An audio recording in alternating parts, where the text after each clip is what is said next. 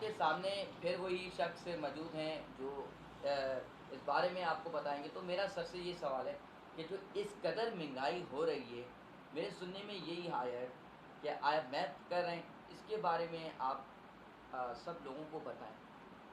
आ, देखिए जी, पाकिस्तान के अंदर महंगाई तो हो रही है, इसमें कोई शक नहीं है।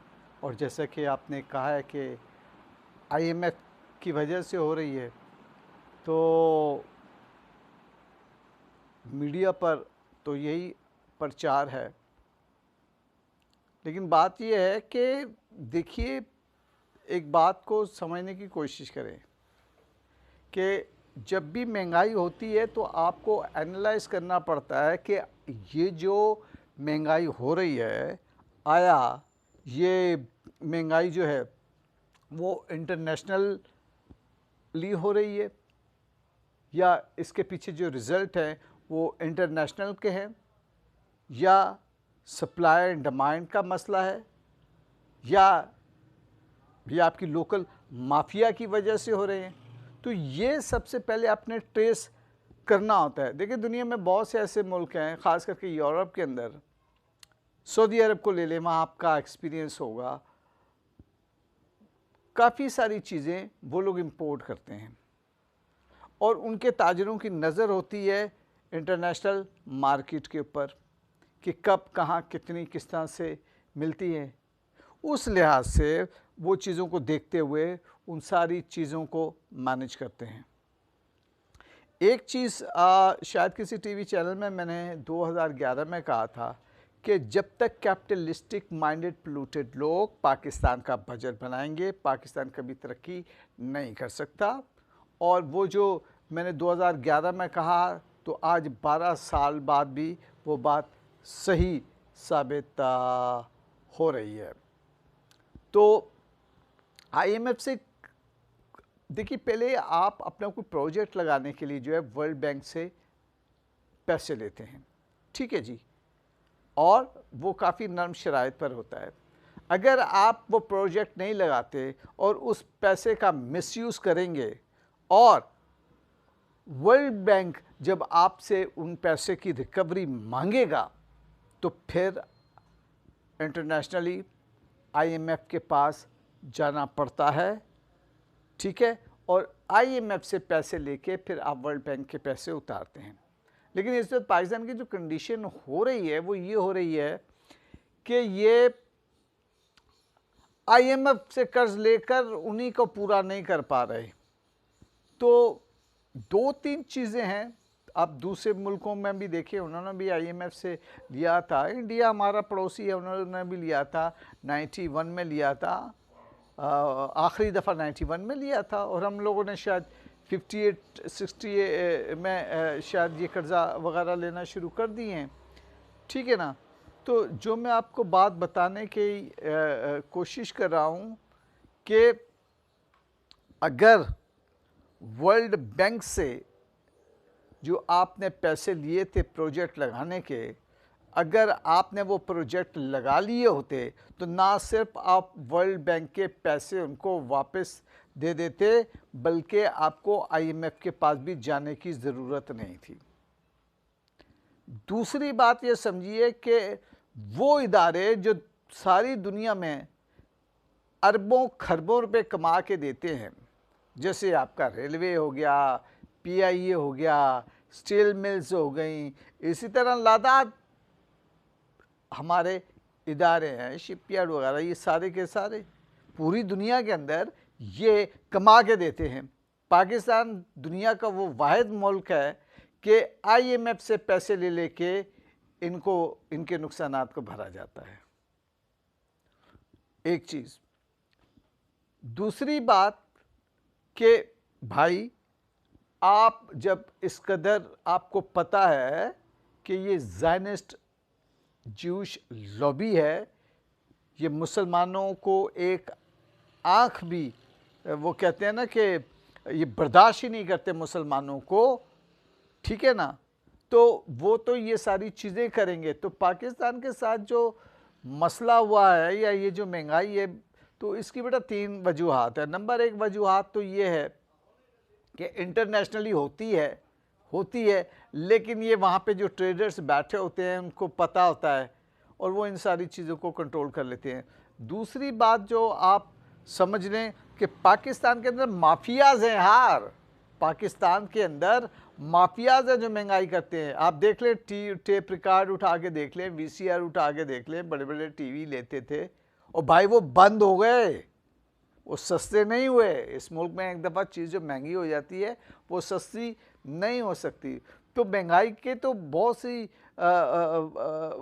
वजूहात है और सबसे बड़ी उसके अंदर माफिया उसके अंदर इन्वॉल्व है आपकी, और कोई चेक एंड बैलेंस है नहीं है, इसलिए ये जो है ये महंगाई आपको हो रही है।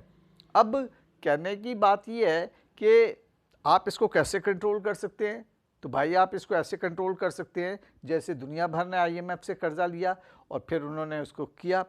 पाकिस्तान के साथ जो सबसे बड़ा मसला है वो ये है अयूब खान के दौर के बाद से कि हमें एक भी सच्चा और कॉम्पिटेंट पॉलिटिकल पावर नहीं मिली। मतलब ना कोई अच्छा पॉलिटिशियन मिला और उससे बढ़ के ये कि कोई भी इतना अच्छा हमें कोई फाइनेंस मिनिस्टर नहीं मिला।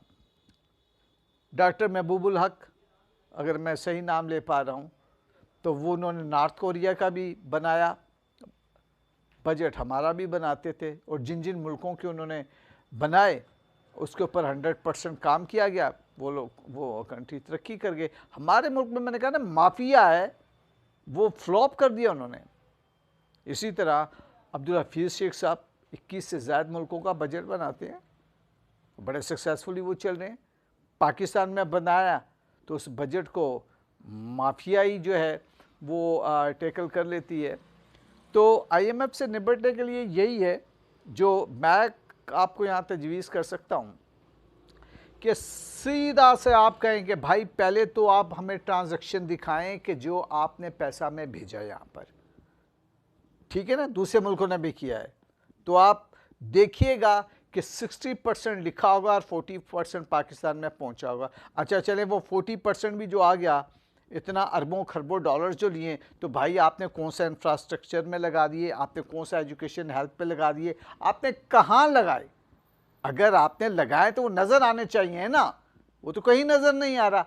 इसका मतलब ये हम नहीं कह रहे, ये यूरोपियन मीडिया, ये अमेरिकन मीडिया ये बता रहे हैं विकीलीक्स के ज़रिए, पेंडोरा बॉक्स के ज़रिए, और इस तरह और बहुत सारी ऑफशोर कंपनीज के पाकिस्तानियों ने वो सारे का सारा पैसा लेके बाहर डाला है, और आपके पास रिकॉर्ड है, नाम है, पूरी डिटेल है। तो भाई हमारा पैसा तो यहाँ के सियासतदानों से लेकर जो है वो आपने अपने बैंकों में डाला हुआ है। तो या आप कोई यहाँ पर कोई किसी शख्स में सेंस हो, किसी शख्स में इतनी गैरत हो, किसी शख्स में इतनी पावर हो, तो ये कहे कि भाई हमारा वो जो पैसा है वो हमें वापस करें, नंबर 1। नंबर 2, उसके अंदर फिर आप ये कह सकते हैं कि अगर आप नहीं देते तो ठीक है, हमने जो आपसे कर्जा लिया उससे डेबिट क्रेडिट करें, और अगर आप ये भी नहीं कर पाते तो भाई फिर सीधी सी बात है, एटमी ताकत है, हम मिसाइल टेक्नोलॉजी हमारे पास, फिर हम ये इसकी पोलराइजेशन करके फिर हम आपको पैसे देते हैं।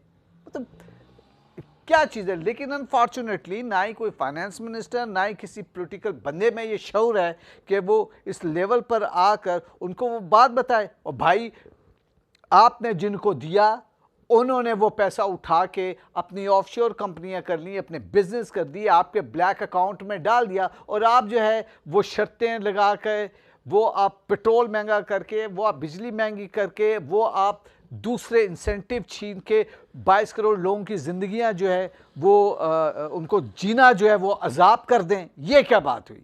ये तो टोटली बदमाशी है। लेकिन कोई इस लेवल का बंदा, कोई शऊर का आदमी, कोई इतना गैरतमंद IMF की आंखों में आंखें डालकर ये बात करे, वो पैसा गया तो इसका मतलब आपके पास पैसा है, आपका डॉलर भी नीचे आएगा, और आपके साथ जो दूसरी चीज़ें हैं महंगाई की, वो टैक्सेस ख़त्म हो जाएंगे। आप उस पैसे से अपने इंडस्ट्री, अपने